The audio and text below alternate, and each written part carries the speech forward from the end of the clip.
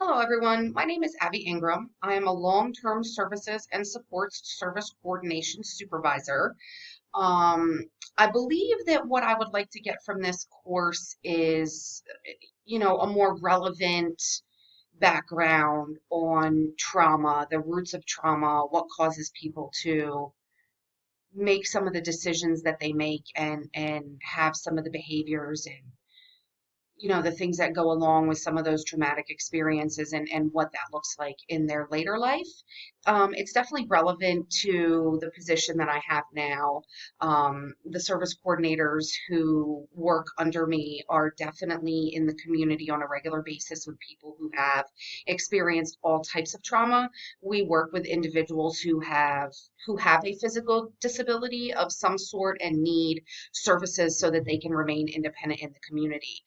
Usually people think that means that we work with the elderly. It's true, but it's also unknown that we have a large population of individuals who are much younger, people who have become disabled through um, no fault of their own, but many who also by fault of their own, through reckless behavior, substance abuse, of all types lead to accidents, injuries, medical crises that leave them in a position of a disability. So we certainly work with people who have experienced high levels of trauma and may even continue to.